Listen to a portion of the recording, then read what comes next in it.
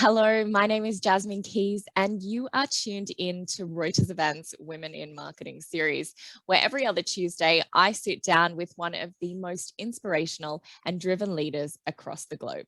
Today, I'm joined by Beth Mach, TrueCar's Chief Consumer Officer, and another founding member of Reuters Events Women in Marketing. Welcome back, Beth. We're very excited to have you here. As always, I love being here. I love talking to you, Jasmine, and I'm excited for today's conversation. Fear is a big thing, so looking forward to jumping in. Absolutely, and thank you so much for joining us again. We're really going to be just having a chat as friends, as I often do on this webcast, perhaps the most casual. But we're going to start out with, well, I guess a little less casual question. And Beth, how is fear a power source to you? Yeah, I mean, you are the master of your own destiny, and you can let things like fear actually take you down, or you can actually make it something work hard for you. And I will be honest, I talk about it now as being a power source, but for a really long time it wasn't. It was a power source, yes, but not in the way that we're talking about today, being something for good, not evil. And I think the one of the bigger things is being able to understand and admit that fear, that you have fear and that you might be afraid of certain things. But again, it is what you do with it versus what you think about it and how you think about it and how you action on it. So yeah, again, it's morphed over the years, where it used to be something that paralyzed me and now actually is something that really helps propel me. Well, that's the thing. I think as you progress in your career, you're going to be under a little bit more pressure, and you need to develop strategies to manage that fear and that anxiety. And just to clarify, neither Beth nor I are medical professionals, but having a conversation around anxiety and fear and how as a pressure in as a professional in a high pressure situation, how you can manage that is really important. So Beth, what you started out your career, was it in agency? Yes, I actually started out on the sales side just out of university, working for a network called Lifetime Television as an intern, way back when, right? I will tell you, even then, there was anxiety of, doing the job the right way, making sure that I, got the praise I needed, or the acknowledgement, I should say, that I needed to tell me that I was doing a good job, or quite the opposite, that I wasn't doing the job correctly.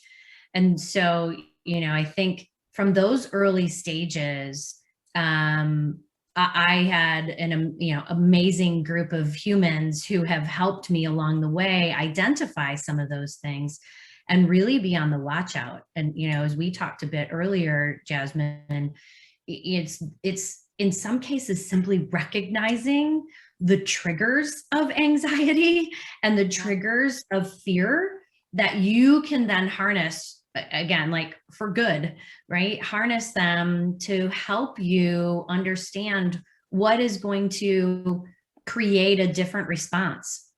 When you get that phone call from, a boss or a colleague, and it usually instills some sort of panic and some sort of,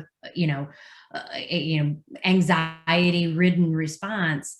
How do you recognize that, and how do you internalize it to a degree so you can go, okay, it's happening 9 times in 10, it's not bad news. So let's not go into the conversation already fearing what's going to come out of that conversation. And so, like I said, I learned that from a really young professional age, of trying to make sure that I'm harnessing the good out of the conversation and always looking for the good, versus the opposite of it taking you down and you not even hearing the words that are coming out of the voice on the other side of the phone or in front of you. It's really amazing what that filter, or that shield can actually do to what you hear those people saying. Absolutely. And I think that it's that, I mean, it's like you said, it's something that you face in all different areas of your career journey, whether it's at the start or because you have a lot of responsibility. But as you progress, you do develop those skills. So once you're up there, you have those strategies in place. But I think when you are in those situations, say in a boardroom meeting where it's not quite fair, or there are people who are kind of not really working with you to solve the problems or find solutions to the challenges that the team are facing. How do you manage those sorts of situations, Beth? Well, those situations are around me all the time. And, again, it's not because people are mean and they're trying to, take me down. I mean, maybe in some cases that could be the situation. But again, I'm trying to prove out the fact that there are, in all of these types of pressure-filled conversations, there is an agreement that has to come forward, right? And if you take a step back, and especially in those meetings where not everybody is seeing eye to eye, and there's lots of different, thoughts of the way it should go, or the decision that needs to be made, I always try to take the tact of asking more questions, not to be patronizing by any stretch, but really to get a better understanding of where that aggressiveness, or where that maybe roadblock is coming into play, and just trying to peel a few of the layers back a little bit to get a better understanding of the source of that, that aggressive behavior, or what have you. It does take some time to get a little bit thicker skin and know that it's not about you, and it's about, the ability for a company to move forward with differing opinions. It's actually really healthy. You want Diversity people of to thought. you want people to have a different thought than you, and challenge what you're saying. I mean, there's always a way to deliver it, right? But debate isn't bad. And so again, back to my comment about the triggers, if you understand who your audience is and how they generally communicate, you can actually wipe clean some of those triggers, because you then recognize, okay, this person or this group generally always responds in this way. How do I anticipate this, versus going in and waiting for it to get on your nerve, right? How do you actually anticipate the conversation and be able to work with that versus trying to go against it? And I think that's a really important piece of the puzzle, and it actually helps build some trust, right? The other party goes, oh, she actually really does know what I'm talking about, or does sympathize with my situation, or whatever the situation might be. But I think the big thing is to kind of have that out of body experience every once in a while, and say, okay, is this happening? How do I respond? Take a breath or two before you respond, and it will make a world of difference. Yeah, it's that observing self, isn't it? Being able to step back and observe the situation and what's going on, and maybe why people are acting or reacting the way that they are. So that's really interesting. And the point that you were making on the fact that in a high pressure situation, you can really excel as a group. So in a high pressure debate, you can really excel. Can you give us, some examples? I know that we were talking about these before on high pressure situations in your career where you've used that as kind of a leaping off point, where, yeah, go for it. Yeah. Well, and I think this is also what I always tell everybody. I'm like, put yourself in those positions. Put yourself in those uncomfortable positions, because you will be amazed at how you respond, and what you can learn from that. I think about, there've been a number of different situations throughout my career where I was like, I could have taken the easy route. I could have taken the, you know what, let's just maybe reconvene, or I don't really want to talk to that group of people because I know it's going to be a tough conversation. And you, instead of taking the easy path, you walk head into it. And the thicker skin, the muscle memory, and the fear, coming back to that, the fear tends to subside. And that actually helps you move further up, or, exactly where you want to be, right? Like it actually helps you, move past what it was that was blocking you from having those conversations or moving into even the next position, right? I mean, a lot of times women will want to make sure that they tick off every box. Like, I have all of these credentials, I have all of this background, so I am the perfect candidate. However, what you have to do is actually stretch yourself a bit. Okay, well, I might not have all 42 things, but I certainly have a good portion of it. And the others I have interest or passion around. Go for it, right? Don't let the fear of you not being fully qualified keep you from stretching. The worst thing that could happen is someone say no. Okay, fine. Well, you learn from that. And that's actually the really exciting part, is you say, okay, how did I do that last time? How do I amp it? How do I add more commentary about why I'm the right person for the job, or why I'm the right person to be in that meeting, or why I'm the right person to be presenting?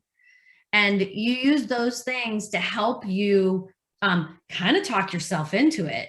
But then also, once you believe it, holy cow, like that actually changes the situation as well, because you believe it. You believe so strongly in your soul that you're the right person for it. I mean, there's probably a pretty good chance that you're going to get that, or be there, or be the presenter, whatever it is that you're looking to do. But belief has a huge it's a bit of the kryptonite to fear. Yeah, absolutely. I know that when I applied for my initial job at in events that I'm working in right now, I made myself through that interview process, got to the end, and I was like, oh, I think I oversold then. Oh, But yeah. you know what? The amount of growth, personal growth, professional growth, that you will, that you will have when you move into a role that you're probably maybe not quite qualified for. That's how you grow and continue to move into a job that you're not quite qualified for. Yeah. I mean, what comes out of that sometimes, again, here's the fear factor of that imposter syndrome. Oh, someone's going to find out that I actually don't know what it is that I'm talking about. But honestly, if you do your own diligence and you start to, not only learn on the job, but you also do your own homework outside of your job, you'll actually be able to pick up things faster than you ever imagined. Even in my current role, I have, had a specialty in marketing and media, for, the, greater percentage of my career. But I'm now also working in partnerships and product. And what a different world that is from, what I had normally thought of as product and as, media partnerships and those types of things. But I've given myself the opportunity and pushed myself to not be fearful of the fact that, okay, so I'm not a chief product officer.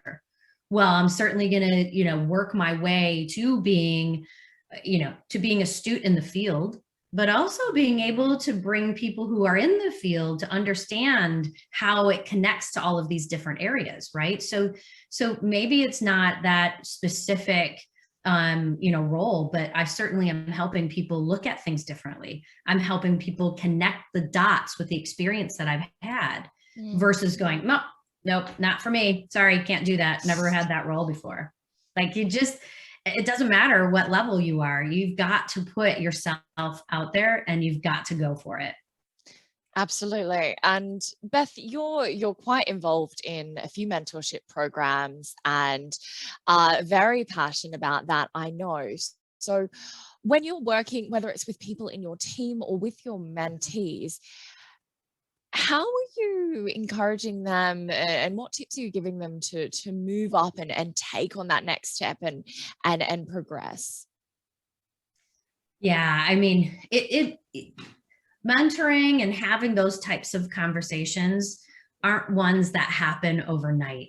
And really understanding where people are coming from, what some of their fears are, what holds them back is really important to know. And there are a few people that I have been working with for a number of years that, you know, I know them now. I know kind of how they will respond to certain things I say to them, and we work through it. I think, you know, that what I love about mentoring is that it is ongoing, and it is something that you can continue to build and see kind of the fruits of that in their daily work. It's probably even better if I'm not working with them, because there's a different level of pressure, right? So it's more of me being counseling versus it being, you know what, here, do these things because I need you to accomplish this task inside of our organization. You have to take a little bit of a different tact. It's not about it. I don't approach it the same way. You know, and listening to the pressures and the fears and the concerns of my team has actually been such an eye-opener for me. I used to have just status meetings. Tell me what you're doing. That doesn't get anywhere. It just gives me a laundry list of activities. Yeah. But now I've actually changed that conversation, maybe a little bit of housekeeping, but then I dive into, talk to me about how you feel about this. And I will pose a sentence or an idea. And it gives me an understanding of how people are going to respond. It gives me an understanding of where people's fears are or where their challenges are starting to percolate. And boy, does that give me a very different perspective on how to develop solutions and how to communicate with people. So, you know, I see that the mentoring kind of takes a different role depending on, you know, where and who it is in relationship to my, you know, professional life. Well, the past 14 months have definitely accelerated that need to really, you know and delve into a more emotional level of understanding of your team. And because you don't kind of see how they're acting in the office, you can't get those kind of you know, understand how they're feeling from just seeing their body language in the office. So you need to ask those deeper questions, don't you? You really do. And, you know, I don't really know my teammates from a physical proximity. Like, I've not met my teammates. So I started in the middle of the pandemic. And, you know, it is a very interesting pivot that you have to make about how you're looking at people in each of the rectangles, right? Minimize your face to something small and focus your attention on all of the other team members to see how, are they on screen? Are they sitting back? Can you tell they're taking notes? Can you see that they're writing? Like, how engaged are they? And it really makes a difference in the way I communicate with each of my direct reports, because I can tell their mood. I can tell their like even just slumped shoulders. You know, I know this is not brain surgery or, you know, rocket science, but we have to be keenly aware on how people's body language looks from the, you know, torso up. Right. And, you know, how do you engage people differently has been a bit of a trick and is different for every single person. And so you have to be, as a manager, no longer do you just get to go, okay, I'm managing people and their activities. You have to be even more specifically aware of their surroundings and, you know, what are some of the distractions in their environments now that are either helping or hindering their success. And so it's just different. It is very different. And I've started to make actually a checklist of the things to look at, the things to be aware of, and actually think about those when I'm communicating with them, either individually or, you know, at a wider group scale. Wonderful. Beth, we are just about out of time. I know you need to get to a meeting. But this has been a conversation really around anxiety and fear and the changes in the workplace over the past 14 months. But